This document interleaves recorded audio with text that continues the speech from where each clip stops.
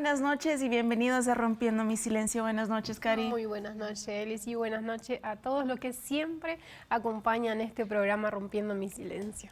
Claro que sí, les damos un saludo cordial a todos ustedes que siempre están conectados con nosotros, que siempre están escuchando las historias de las mujeres increíbles que nos visitan, ¿no, Cari? Y el día de hoy, Rompiendo mi Silencio, vamos a hablar de un tema bastante fuerte, como todos los temas, ¿no, Cari? Porque en el marco del Día Internacional contra el Cáncer, el día de hoy traemos aquí a nuestra sala, yo creo, Cari, me atrevo a decir que puede ser, aparte de ser el paciente, puede ser una de las mayores tristezas o sufrimientos que alguien puede pasar, porque estoy hablando de la madre de un paciente con cáncer. Dios mío, realmente es muy fuerte, ¿no?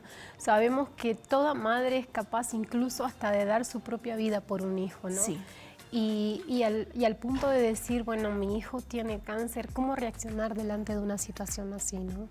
Uf, imagínate el dolor. Si ya, como lo menciono, si ya es difícil tener que pasar en carne propia por esta situación, por cuántas madres o cuántas mujeres no dicen, bueno, me acaban de diagnosticar el cáncer de páncreas, el cáncer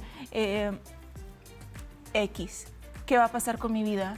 El trabajo. ¿Me van a sacar del trabajo? ¿Cómo voy a trabajar? ¿Qué le voy a decir a mi familia? ¿Cómo voy a empezar los tratamientos? ¿Qué pasa a mitad del tratamiento?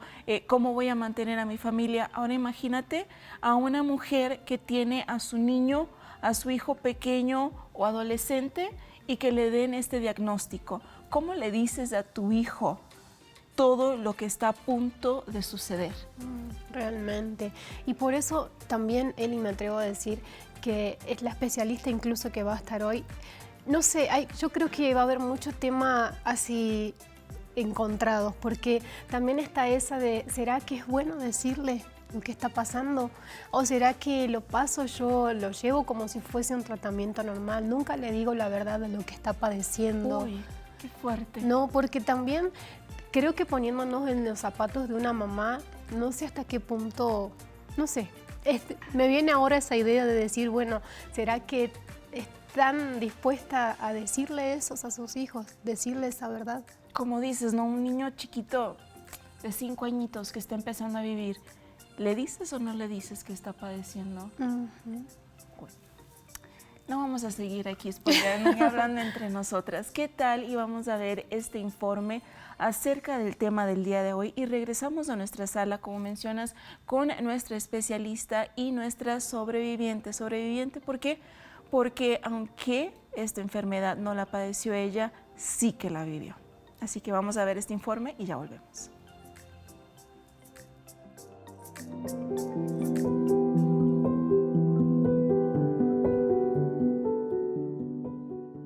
El 4 de febrero de cada año, el Centro Internacional de Investigación sobre el Cáncer, la Unión Internacional contra el Cáncer y la Organización Mundial de la Salud conmemoran el Día Mundial contra el Cáncer.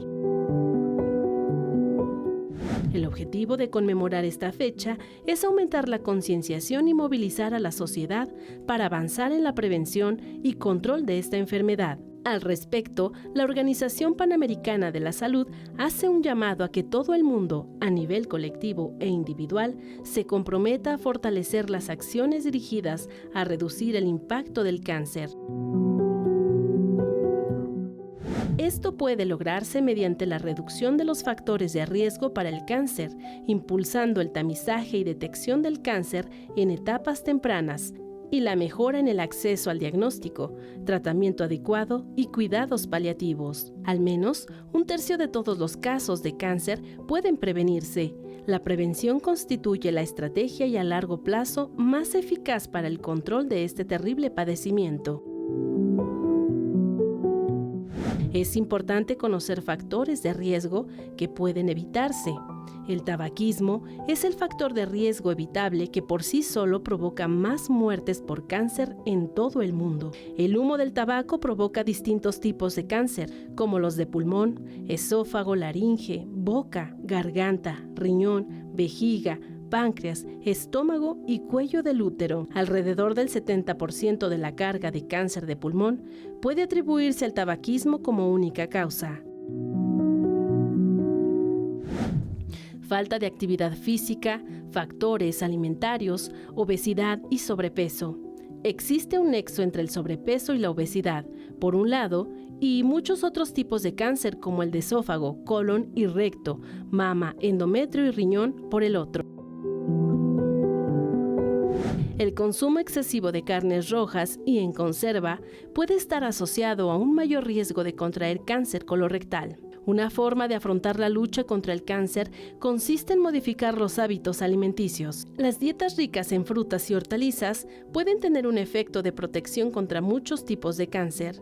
Los hábitos alimenticios saludables que previenen el desarrollo de tipos de cáncer asociados al régimen alimentario contribuyen además a reducir el riesgo de enfermedades cardiovasculares. La actividad física regular y el mantenimiento de un peso corporal saludable, junto a una dieta sana, reducirán considerablemente el riesgo de contraer cáncer. Con la puesta en práctica de políticas y programas nacionales, se podría promover una mayor conciencia y reducir la exposición a los factores de riesgo, asegurándose de que las personas reciban la información y el apoyo que necesitan para adoptar estilos de vida saludables.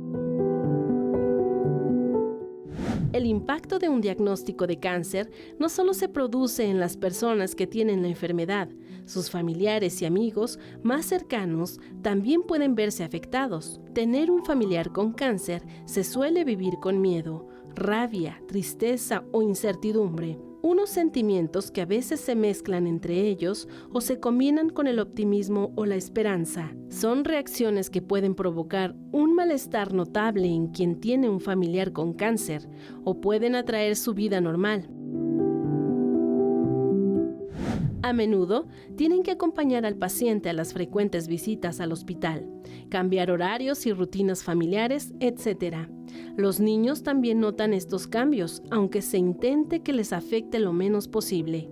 Muchas personas que tienen un familiar con cáncer piensan que su sufrimiento es secundario. Creen que la prioridad es el paciente y que el malestar de los familiares es menos importante y se debe ocultar para no hacer aún mayor el problema. Pero en realidad, el malestar de quien tiene un familiar con cáncer es igual de importante.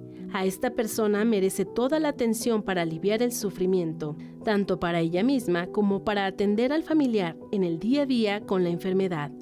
También es frecuente un sentimiento de inutilidad al no saber cómo ayudar. Bien, y estos son solamente algunos ejemplos de lo que las personas pueden padecer o lo que puede provocar, ¿no? Algo, o sea, es una enfermedad y cómo despierta tantas cosas alrededor, ¿no? No solo de la persona que lo padece, sino de toda su familia, todo su entorno, toda su vida, su rutina, todo cambia, ¿no? Todo, completamente. El día de hoy le damos la bienvenida a la señora Yadira Samitis. Señora Yadira, buenas noches. Gracias por venir y por contarnos esta historia, ¿no? Una historia tan fuerte, una historia que solamente quien es madre y pasa por eso sabe el dolor que se siente, un dolor ¿no? muy grande. Y también nos acompaña la psicooncóloga Andrea Rivera. Muy buenas noches. Buenas noches. Muchas gracias por invitarme. No, gracias a usted por acudir a nuestro llamado, porque en verdad estamos en el marco del Día Internacional contra el Cáncer. Muchas organizaciones se unen a este día para poder encontrar diferentes formas de combatir el cáncer, de concientizar a las personas de estarse haciendo los chequeos clínicos, las mujeres ginecológicos, los niños también, claro, que se está volviendo lastimosamente tan común ver a tantos niños afectados por el cáncer. ¿Cómo afecta? Porque usted como oncóloga me imagino que ve obviamente a las familias, ¿no? En este momento, incluso estábamos hablando antes de ese episodio y ese momento donde, bueno, aquí está el diagnóstico, tu niño, tu hijo, tu adolescente tiene cáncer. Claro. Bueno, es importante mencionar que el recibir un diagnóstico de cáncer es atravesar un duelo, ¿no? El duelo normalmente lo asociamos con una pérdida humana, con una muerte, cuando en realidad el duelo es una pérdida en general, ¿no? Puede ser una pérdida de una relación, por ejemplo, una pérdida de trabajo. En este caso es la pérdida de la ilusión de la salud del hijo, de la hija, ¿no? Entonces el impacto realmente va a depender de la persona, de cómo ha vivido ya anteriormente duelos. Se tiene la idea, errónea idea, de que el duelo se vive a través de la negación, del enojo, de la depresión, de la negociación y de la aceptación, cuando en realidad no va por orden. Realmente eso va a depender de la persona y de sus antecedentes en cuanto a los duelos y a las pérdidas. Podemos tener personas que al recibir este diagnóstico se enojan mucho o se quedan en shock y no saben qué hacer, se quedan a lo mejor en llanto. Realmente va a depender mucho de las personas. En este momento, como estábamos mencionando con Karina, en este momento cuando se sienta enfrente del doctor, el padre de familia, el niño, pongámoslo en este caso, el niño, están enfrente del doctor, reciben esta noticia, como usted dice, hay diferentes reacciones, hay quien se queda en shock, hay quien llora, hay quien la negación. ¿Cuál es el papel del psicooncólogo en ese momento? Bueno, en ese momento es acompañar al doctor, al oncólogo como tal, a que den la noticia. ¿Por qué? Porque muchas veces, tristemente, por nuestro sistema de salud público, no se tiene un lugar asignado y se les comunica a veces incluso en la sala de espera, incluso por un mensaje. ¿Por un mensaje? Sí, me han llegado pacientes que por mensajes les avisan como, ya tengo tus análisis, es maligno tu tumor, empezamos quimio la próxima semana, ¿no? Entonces realmente no se tiene el acompañamiento debido y como psicooncólogos, como especialistas, tenemos esta obligación de acompañar al paciente, a la familia del paciente y al especialista a que primero se dé en un lugar establecido. No se debería de estar mandando por mensaje. También me han llegado casos donde les pasan sus pruebas, les dicen, bueno, ven a recogerlos, los vemos en un mes y pues obviamente la familia no abre los resultados, leen la interpretación y ellos mismos se dan cuenta, ¿no? Ellos reciben solos este diagnóstico, entonces lo importante es acompañarlos en un lugar debido, en un momento debido y que las personas no tengan ninguna duda, porque lo primero que surge en estas situaciones es la duda, ¿no? A ver, ¿cómo que cáncer? Espérense, ¿Cuánto tiempo? ¿Cuánto tiempo? Normalmente empieza inmediatamente la idea de cáncer es igual a muerte, ¿no? Entonces empiezan estas dudas, estos miedos y como especialistas tenemos que ayudar a las personas a que primero acepten el diagnóstico, que escuchen y ahora sí que hagan cualquier pregunta que tengan con respecto al pronóstico, al tratamiento y tal cual al diagnóstico. Ahora que lo menciona, por ejemplo, pacientes y personas que reciben el sobre, cuando uno se hace sus análisis clínicos, googlea, ¿no? Exacto, generalmente uno los agarra y están los valores y uno dice, bueno, este está en rojo, entonces yo creo que ese tengo que prestarle atención, este está en verde, entonces está bien. Ahora imagínate recibir el diagnóstico de cáncer de esta manera. Claro. Es algo que verdaderamente trae un shock para cualquiera que lo reciba. Y como usted dice, cáncer igual a muerte. ¿Cuáles son las recomendaciones que se le da a las personas que el doctor le dice, mira, creo que tengo esta sospecha de que podría ser maligno? Claro. Si ya la persona recibe este diagnóstico de tengo la sospecha, vamos a hacerte los análisis. En el momento que ella recibe sus análisis, ¿cuáles son las recomendaciones? Ir con el doctor, buscar el psicooncólogo. ¿Cuál sería el próximo paso? Antes de abrir aquel sobre y empezar a googlear. No, y hoy en día muchas veces hasta llegan el correo de uno, Sí. ¿no? Los resultados. Sí, ahorita que todo es electrónico, llega automáticamente y pues uno abre, ¿no? Justo a veces googleamos de que, híjole, salí alta en esto, no sé ni qué es esto y lo busco, ¿no? Lo recomendado aquí es Cuando saben que existe la posibilidad de un diagnóstico, lo recomendado es esperarse con el doctor, con el especialista oncólogo. ¿Por qué? Porque podemos abrir el sobre, podemos abrir el correo y leer 1000 cosas que no entendamos y empiezan aún peor estos pensamientos de me va a morir, cuánto tiempo me queda, qué va a pasar, ya me va a tener que amputar el tumor, por ejemplo, ¿no? Entonces, para evitar esa ansiedad producida por la incertidumbre, lo recomendado es que esté el doctor presente. Bien.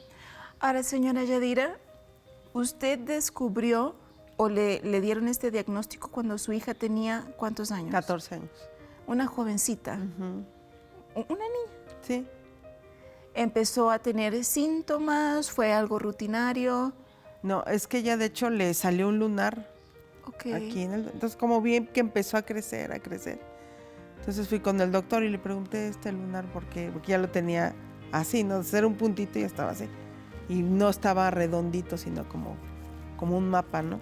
Entonces le pregunté al doctor y me dijo, no, lo voy a mandar al lugar especial, ¿no? El de la piel para que... Pero yo creo que él ya sabía al verlo. Ya llegamos ahí, le hicieron los estudios y ya cuando nos dijeron, no, ustedes pasen a tal lugar, pero yo leí en la puerta oncología, dije, o sea, desde ahí... ¿Qué estoy haciendo? Ajá, desde ahí dije, ¿cómo? O sea, No, ¿tiene imagínate. cáncer mi hija? No, y todavía no le habían dado el diagnóstico, No. pero usted vio oncología y ya, inmediatamente, imagínate cómo debió haberse sentido la señora Yadira delante de esa situación. Quizás usted nos está escuchando y usted está con este sobre en la mano o está esperando precisamente ese resultado. Quizás no es suyo, es de su niño, es de su hijo, es de su hija, de su adolescente y está con este mundo de dudas en su interior. Cari, que se comuniquen, ¿no? Claro, no duden en comunicarse. Usted puede hacerlo al 55 86 64 52 00.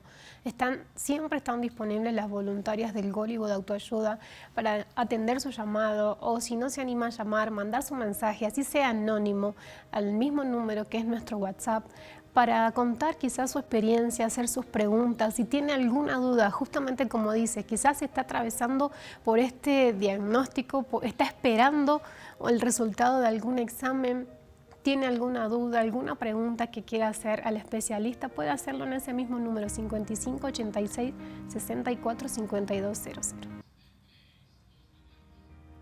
Y realmente este tipo de situaciones no mide, ¿no? Condición económica, si tiene fama o no tiene fama, como que llega y llega, ¿no? Y licenciada, realmente cambia por completo la vida de una familia, ¿no? Al tener este tipo de diagnóstico, ¿verdad? Sí, claro, la dinámica familiar cambia totalmente, 360 grados.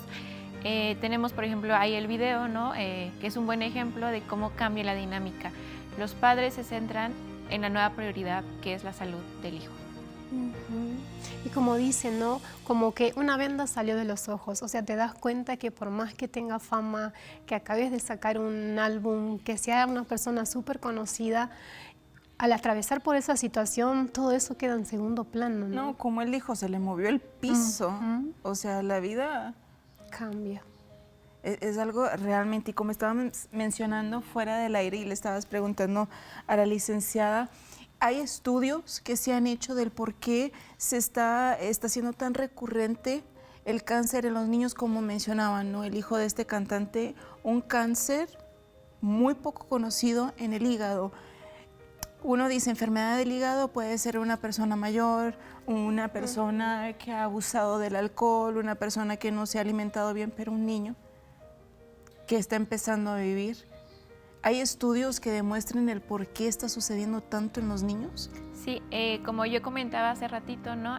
Estudio tal cual concreto todavía no tenemos, pero sí tenemos un par de estudios donde menciona que la genética juega un papel muy, muy importante en los chiquitos, pero también esta nueva alimentación que se tiene hoy en día, ¿no? La alimentación de todo sellado, todo con muchos químicos, todo artificial, me atrevería a decir, y por supuesto que el estilo de vida de los pequeños también ha cambiado, ¿no? Antes a lo mejor, me atrevo a decir a principios del siglo, en los años 2000, todavía los niños salían a jugar, ¿no? Salíamos a jugar, corríamos, brincábamos, Y hoy en la actualidad pues es más común ver a los niños con una tablet, con un teléfono, sentaditos, viendo un video, viendo un programa y ya no tienen la misma actividad física que anteriormente se tenía. Entonces son algunas de las teorías de por qué ahora estamos viendo aún más casos de cánceres desde más pequeños.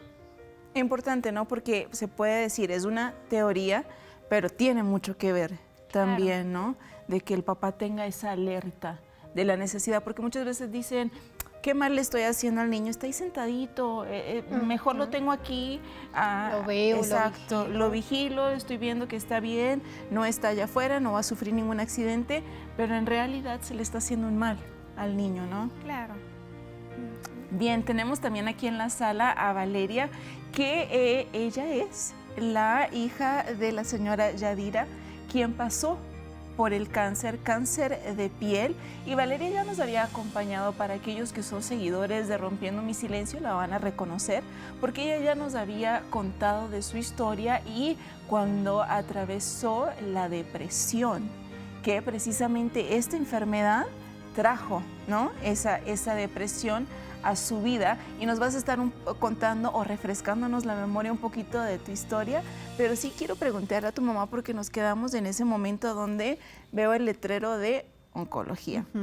Ahora, ¿Valeria en algún momento fue enfermiza o cómo fue la niñez de Valeria? Sí, fue un poco enfermiza. Cuando nació, de hecho, le dio broncomonía y libró esa parte, ¿no? Pero ya cuando inició con esto estaba bien, en ese tiempo estaba bien, pero sí, yo vi ese lunar muy, muy raro y fuimos al doctor. Nos mandan al de la piel, al hospital de la piel, y ahí es donde le diagnostican, pero no me decía nada, ¿no? Todo en silencio y nada más, vaya acá, y yo leí en la puerta eso de oncología, dije, ¿por qué no? Y ya entramos y la revisan más y me empiezan a decir, usted va a ir al hospital infantil, oncología, y yo me quedé así, dije, ¿Pero por qué? ¿Por qué? Usualmente cuando uno va al doctor y uno le dice, doctor, tengo un dolorcito aquí, y el doctor le dice, bueno, vaya a hacerse estos estudios, uno dice, doctor, ¿pero usted qué cree que pueda hacer? Sí. ¿Usted no hizo esta pregunta? Sí, ya cuando oí que me están diciendo y cuando dije, ¿pero por qué? Le digo, ¿qué tiene? Dice, probablemente, ¿no? Pero ya, ellos ya lo saben, probablemente sea un cáncer y le detectamos más bolitas acá y acá y acá, y yo no las había detectado. Y dije, ¿en el cuerpo? Ajá, okay. Acá abajo, acá, y dije, ay, o sea, yo quedé impactada. Yo cuando salí de ahí, solo Dios me dio fuerzas porque me sentía que me desmayaba, yo no lo podía creer, no lo podía creer. Porque dije, ¿cómo mi hija? Y ahora cáncer de piel y es el órgano más grande que tenemos. Cierto. Y, pero ¿cómo? Y yo me hacía muchas preguntas y cómo va a ser y no lo podía creer porque está muy chica y no va a vivir, porque uno escucha cáncer y uno piensa automáticamente en se va a morir, no va a aguantar. ¿Qué es esto? ¿Cómo le voy a hacer? Y sentí que todo se nos venía encima, mi esposo y yo ahí, y yo ya no pude seguir trabajando. Tuvo que él trabajar nada más él porque yo me la vivía en el hospital con ella. O sea, desde ese momento ella no tenía ningún síntoma, fiebres, dolores, era simplemente aquella manchita. Mamá, ajá, tengo una manchita, mira qué raro, ¿no? Ajá. Me salió esta manchita en la mano. De repente, ¿en qué estado estaba este cáncer? ¿Qué tan avanzado estaba? ¿Qué fue lo que los doctores dijeron? Una vez que le dieron el diagnóstico, ¿qué le dijeron? Pues que primero me dijeron, vamos a quitar el lunar, se va a mandar a patología y pues todo lo que viene, con todo lo que conlleva, el tratamiento, todo, ¿no? Y así como que yo dentro de mí decía, no, es que no. A veces la verdad yo trataba hasta no quería yo escuchar al doctor, yo no lo quería escuchar. ¿Buscó una segunda opinión, no? No. Y yo decía, ay no, yo no lo quiero escuchar ya, o ir al hospital y saber que me van a estar, dice. Ya era muy difícil, era un trabajo muy difícil llegar ahí. Cuando le dieron esta noticia, ¿Valeria estaba con usted? Sí. ¿Y cuál fue la reacción de ella? Pues yo creo que ella se quedó así impactada porque como que no, yo hasta dije, creo que ella no le toma interés, pero no, ella por dentro estaba como que asimilándolo, ¿no? Y sintió a su mamá como joven, decir, pues, ¿cómo no? Los demás jóvenes andan como si nada, ¿y yo por qué? Más bien sin entender, ¿no, Ale?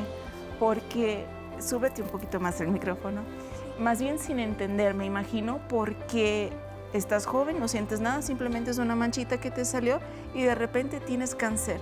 ¿Qué pasaba por tu cabeza cuando el doctor dijo, tiene cáncer, tiene que hacerse este tratamiento? ¿Cuál fue tu reacción? Porque tu mamá dice que te vio y tú te quedaste así como sin reacción, como que tienes gripa.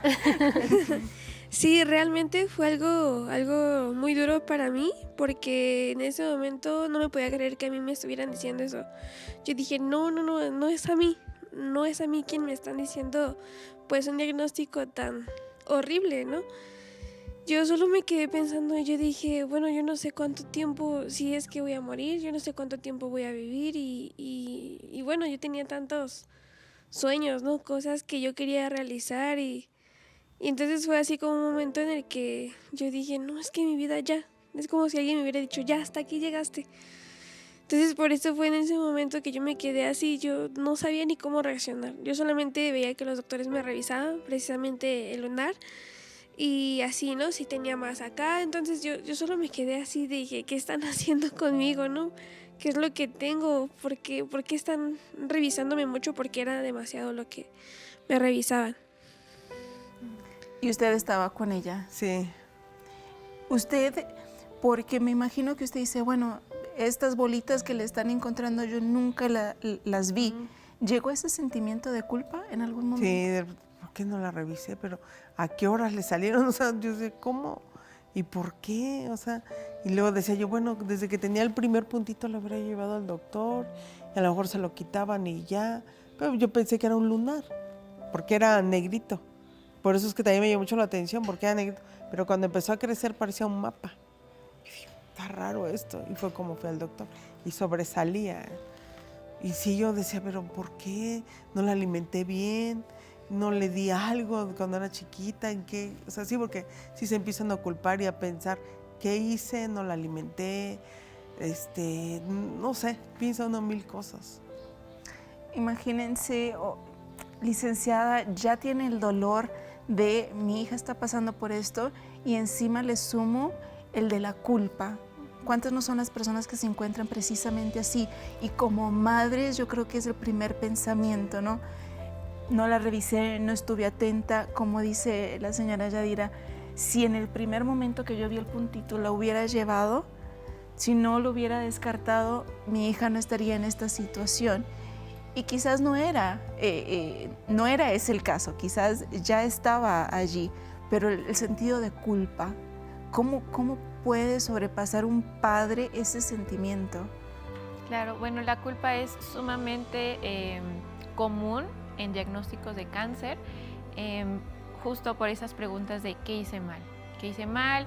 Y algunas personas todavía traen esa creencia de algo hice, que es el castigo, ¿no? Mi hijo tiene cáncer por un castigo y es mi culpa, es mi responsabilidad, yo debí de haberlo cuidado, yo debí esto, yo shalala, ¿no? Aquí lo importante es que se den cuenta que nada de lo que hace el ser humano puede causar cáncer, ¿no? Y aparte entra ahí un tema muy importante, que es que la culpa no nos lleva a nada. La culpa solamente trae malestar emocional, incluso malestar físico, ¿no? Cuando empieza a somatizar el cuerpo problemas emocionales y ya el cuerpo lo está expresando. La culpa no nos lleva a nada, solamente a este sufrimiento interno de yo me latigo a mí mismo porque yo causé esto, ¿no? Entonces, realmente la culpa no nos lleva a nada y lo importante es que se den cuenta que son cosas ya genéticas, a lo mejor expuestas, que uno como padre, como madre, no tiene el control total. Empezó usted a latigarse, a culparse. Llegan a casa con su esposo, los dos. ¿Se platicó esto en familia con su otro hijo? ¿Se sentaron? ¿Tiene más hijos, no? Sí, pero mi hijo estaba como de 2, 3 años. Ok, ¿se sentaron en familia a platicarlo o no? ¿O rápido fue de nos tenemos que mover, Sí, tenemos que ajá. hacer? No dio mucho tiempo de sentarnos a platicar ni consolarnos, sino era de mover. Eso sí, no podíamos dormir, de estar pensando mil cosas, ¿no?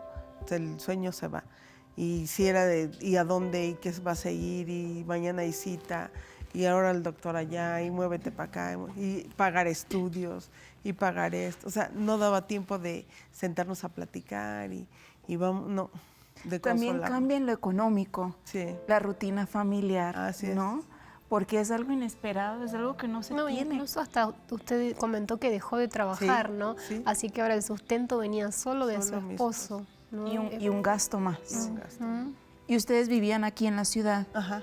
Ahora imagínense que hemos conocido, y me recuerda al caso que vimos en la Fundación Tapitas, Sí. ¿no? De una familia que tuvo que trasladarse completa, la familia completa tuvo que trasladarse desde Cancún para venir acá a un albergue para poder tratar a su niña que tenía leucemia, para que ella pudiese recibir toda la atención médica que ella necesitaba, y ellos tener que dejar todo atrás para que la niña pudiese recibir ese tratamiento, que ese es otro punto también, ¿no? Que el psicooncólogo también apoya a la familia en eso, ¿no? En poder entender todo este cambio que toda la familia está pasando. Sí, por supuesto, y bien mencionábamos, ¿no? Que es un cambio en la rutina, en el estilo de vida, no solamente del paciente o de la paciente, sino de todo su entorno familiar inmediato. Por ejemplo, cuando hay situaciones donde hay otros hermanos, donde hay otros hijos menores o mayores, normalmente se prioriza al niño con cáncer, ¿no? Y a veces, sin darnos cuenta, estamos aislando, sin querer, al otro hermano, dándole menos importancia, ¿no? Sonará muy feo, pero mi importancia es mi hija, mi hijo que tiene cáncer, y lo demás entra en segundo plano, cuando en realidad, pues, toda la familia debe de adaptarse a este nuevo cambio, a este nuevo ritmo y el nuevo estilo de vida. Y eso me recuerda a su niño, Ajá. 3 añitos. 3 años. Un niño de 3 años depende enteramente de su madre, de su padre, para... ¿Qué pasó con su niño? Pues había veces que me lo dejaban entrar al hospital y me lo llevaba porque decía, ¿dónde lo dejo? Y me lo llevaba, y ya si ya llegaba mi esposo, ya lo sacaba y se lo dejaba el otro rato ahí afuera. Y así la vivimos, así pasó. Tú veías el sufrimiento de tus padres y de tu hermanito, me imagino. Sí, así es. Sí, y también eso pesaba en mí. Yo decía que, pues por mi culpa, ¿no? Por lo que me estaba pasando a mí, tenía que ver también a mis papás, pues partiéndose en 1000 pedazos, ¿no? Para poder sobrellevar la situación y ver, ¿no? Que igual yo quererle dar toda la atención a mi hermano y tampoco podía, porque pues a veces llegaba a la casa y solo quería encerrarme y no hablar con nadie, no saber de nada y así. ¿Llegó a Sí. enfermarse? Yo, pues en el momento no, yo creo que todavía ni tiempo para enfermarse, pero sí después ya me di cuenta que llegué a tener depresión por todo lo que vivimos. Hay una situación que sucede, licenciada, que es el síndrome del cuidador. ¿Nos puede explicar un poquito de esto? Sí, claro, es, pues ahora sí tomando su ejemplo, ¿verdad? Cuando el cuidador se quema cuidando a la otra persona, descuidándose a sí mismo. Es decir, pone, y lo vuelvo a repetir, como prioridad al paciente, al hijo, a la hija con cáncer, y se olvida de cuidarse a sí mismo, ¿no? Entonces entra este conflicto de no me da tiempo ni siquiera de enfermarme, pero cuando me doy cuenta estoy enferma de todos lados, del estómago, de la cabeza, migraña, problemas musculares incluso, y por supuesto ya problemas pues psicológicos ya de estado de ánimo. ¿Tenía usted con quién platicar acerca de lo que estaba pasando?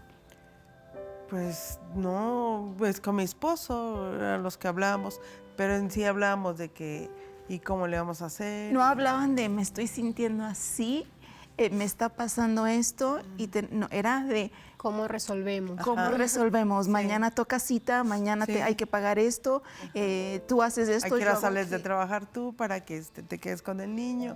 Cosas así. Wow, qué fuerte, ¿no? Hay muchísimas familias pasando por esta situación, familias que nos rodean, amigos, personas conocidas, compañeros de trabajo que están pasando por esta situación, que vemos que van y vienen, que piden permiso en el trabajo y que realmente no entendemos lo que están pasando estas familias. La señora Yadira incluso dejó el trabajo, Cari, dejó atrás su vida para poder asistir a lo más valioso que ella tenía, que era su hija, ¿no? Y ¿cuántas no son aquellas mujeres e incluso hombres que el día de hoy nos están viendo, están escuchando la historia de Yadira, de Valeria y dicen, ese es mi día a día?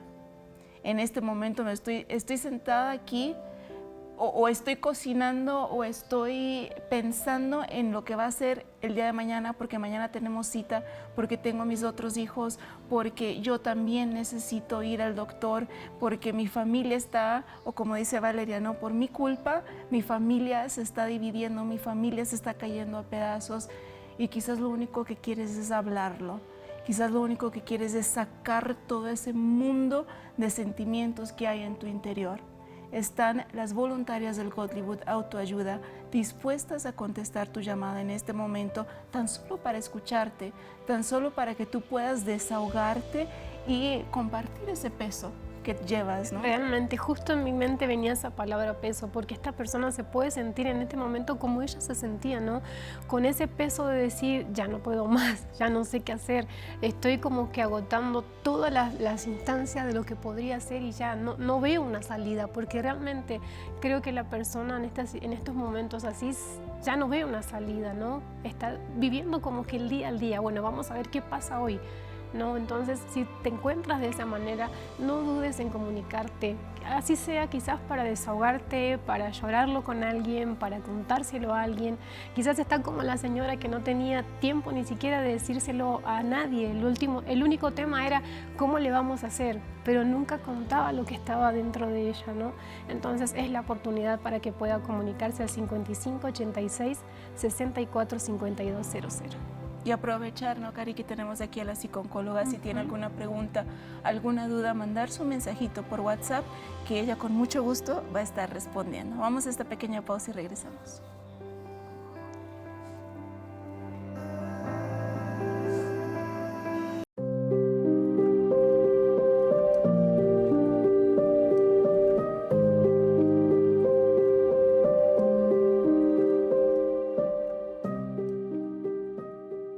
Los familiares de una persona con cáncer se preocupan sobre todo por cómo se encuentra el paciente. Es habitual que los familiares acepten su sufrimiento como normal, porque creen que es el paciente quien merece las atenciones, pero es importante que también ellos recuperen la calidad de vida.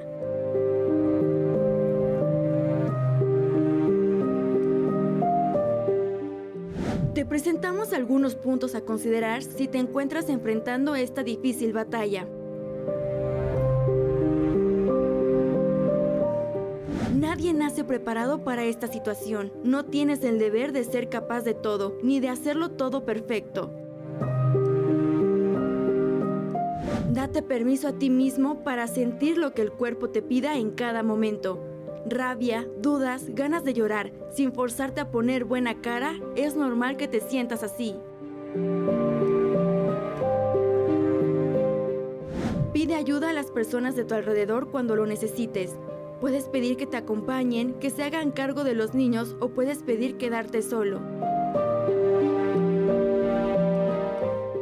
Haz al médico todas las preguntas que tengas. Es él quien conoce la enfermedad de tu ser querido y sus circunstancias. La información que hay en internet no siempre te será útil. Permítete ratos libres para hacer actividades que te distraigan o para mantener el contacto con otras personas.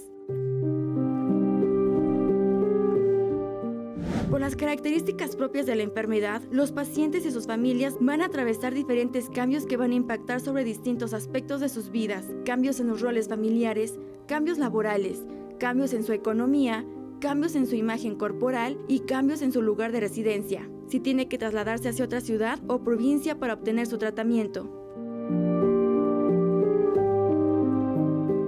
Es fundamental que los familiares reciban apoyo emocional y psicológico durante este proceso, buscar el apoyo de otros seres queridos, unirse a grupos de apoyo, asistir a terapia individual o familiar y participar en actividades de autocuidado son algunas estrategias que pueden ayudar a los familiares a hacer frente al impacto emocional y psicológico del cáncer en un ser querido. Además, contar con el apoyo de profesionales de la salud puede ser beneficioso para brindar orientación y recursos adicionales.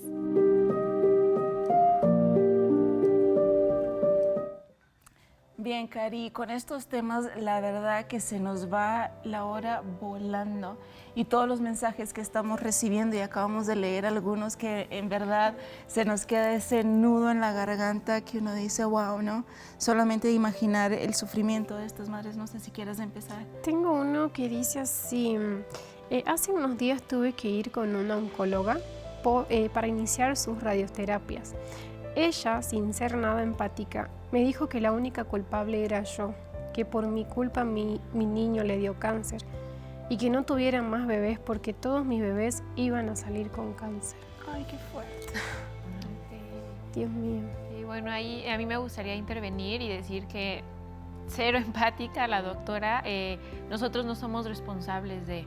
A lo mejor tenemos un gen recesivo de que puede desarrollarse un cáncer en nuestros hijos, pero si no nos hacemos esos estudios, pues ¿cómo vamos a saber? ¿No? Y son estudios muy privilegiados, son estudios muy raros, me atrevería a decir, que la población no suele hacerse esos estudios, ¿no? Entonces, no es culpa de la señora, no es su culpa, simplemente pues sucedió, ¿no? Sucedió y lamento mucho, ¿no? que existen todavía muchos doctores, muchas doctoras que son cero empáticos y se centran más en el diagnóstico, en el número del paciente y no tanto en esta parte humana de esa persona, ese paciente es un ser vivo, es una mujer que lucha, es un hombre que trabaja, es un niño que siente y los catalogan muchas veces como el paciente número de la cama 13, ¿no? Por ejemplo, y pierden este contacto humano.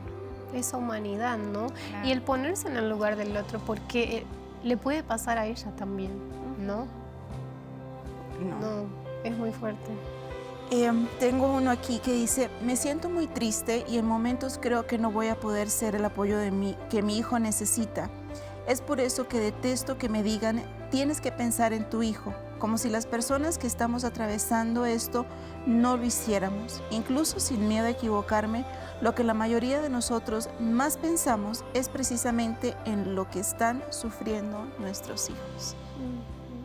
Lo leí fuera del aire y las dos dijeron, coincido completamente. Así es. Sí, claro. No, porque las madres muchas veces dicen, me siento decaída, creo que estoy cayendo en una depresión, me siento mal, me siento sola, me siento abandonada, hasta abandonada por Dios. Me siento así y mucha gente le dice, pero échale ganas, piensa en tu hijo. Pero es precisamente eso lo que esa madre piensa, 24/7, mi hijo, ¿por qué le está pasando esto? Sí. ¿No? Como madre, ¿qué consejo usted le daría a una madre que está pasando por esto y que está sintiendo esto? Que ya pasó. Porque usted lo sintió. Sí. ¿No? Ay, esta me Lo vivió. Pues yo les recomendaría mucho que se apeguen a su fe que tengan, que lo hablen, que busquen ayuda, porque ahorita que las estoy escuchando, me acordé de todo lo que yo viví. Fue muy fuerte, porque hay veces que no lo quieres ni hablar, porque es un dolor muy grande, no hay quien te pueda entender, porque dicen así, ay, tienes que ser fuerte, no llores porque tu hijo te va a ver, tienes que estar fuerte para que él no se debilite, y uno lo hace, pero uno quisiera tener a alguien que te dijera, ven, desahógate, llora porque es fuerte lo que estás pasando.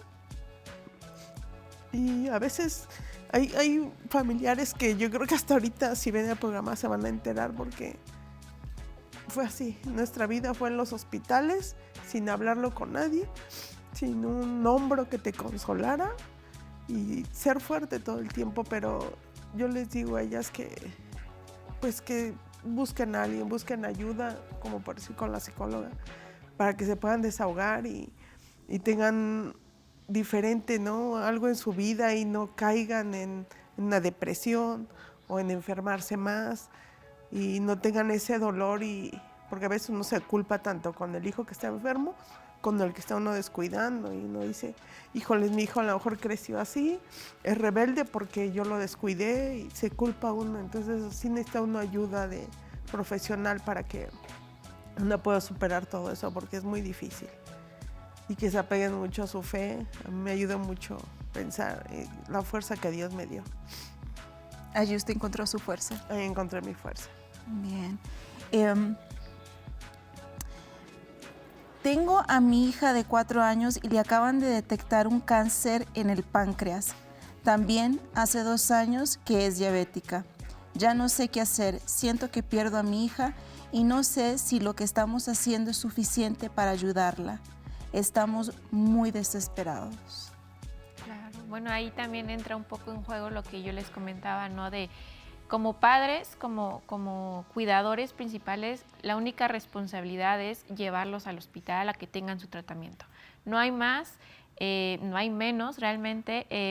Y es importante ahorita que sale el tema, ¿no? Que uno de los impactos que fue de las primeras preguntas, ¿no? Uno de los impactos más comunes es el no me conformo con esto y busco y busco y busco, a lo mejor diferentes opiniones, ya fui con 5 oncólogos, pero aún así no es suficiente, busco un sexto, ya busqué tratamientos, ya leí en internet que se pueden llevar las quimios, las radioterapias, las cirugías, otro tipo de terapias, ¿no?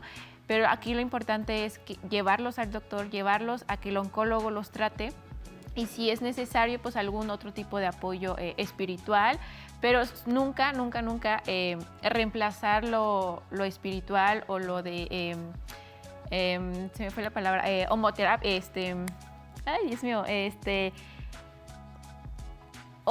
homeoterapia, en vez de las quimios, ¿no? Entonces, en vez de como buscar un poco más, simplemente el creer y en confiar en sus doctores es más que suficiente. Y hay un mensaje que dice así: acaban de diagnosticar a mi mamá con cáncer y aún no le he dado la noticia, además de que yo no me he sentido bien. Claro, aquí entra en juego otro tema muy importante que se le conoce como la conspiración del silencio, ¿no? Esta parte de yo no le menciono al familiar, al paciente que tiene cáncer porque siento que no lo va a tomar bien, ¿no? Ahí lo importante es que ella acepte primero el diagnóstico, por ejemplo, la hija, ¿no? Que entienda que es un proceso y que su madre tiene que entender. También al principio me parece una de las preguntas era si es pertinente que un pequeño de 5 años sepa. Es muy importante que ellos sepan, porque tanto los chiquitos como las personas adultas se dan cuenta de lo que está pasando. Entonces, el no tener ese círculo de confianza de me están diciendo que tengo va a generar, por supuesto, mucha desconfianza, pero también una desadaptación muy grande en cuanto al tratamiento y a la enfermedad, ¿no? Entonces, primero sería recomendable, ¿no? que esta persona que manda el mensajito que se dé cuenta de lo importante que es comunicar el mensaje, por supuesto, y lo vuelvo a repetir, ¿no? en un lugar y en un espacio sano y adecuado, ¿no? Tampoco pues ir en el carro y decirle, oye mamá, tienes cáncer, ¿no? Tampoco se vale eso, sino vamos a sentarnos, vamos a platicar sobre los estudios, sobre cómo te has sentido y ahí sale el tema, ¿no? Y lo vuelvo también a repetir, si es posible, mejor ante el doctor, ante el médico, si no, pues también se vale, ¿no? Mientras sea un lugar adecuado. Bien. Hemos llegado al final de nuestra programación. Vale, el día de hoy está completamente sana, dada de alta, una joven feliz que está realizando sus sueños, pero porque ninguna de las dos se dio por vencida. Así es. Llegaron hasta las últimas consecuencias y siguieron adelante. Y usted también puede. No se dé por vencida. Y puede sonar cliché, pero no se dé por vencida. Usted también puede. Nos despedimos. Un beso y un abrazo para todos. Chao, chao, chao.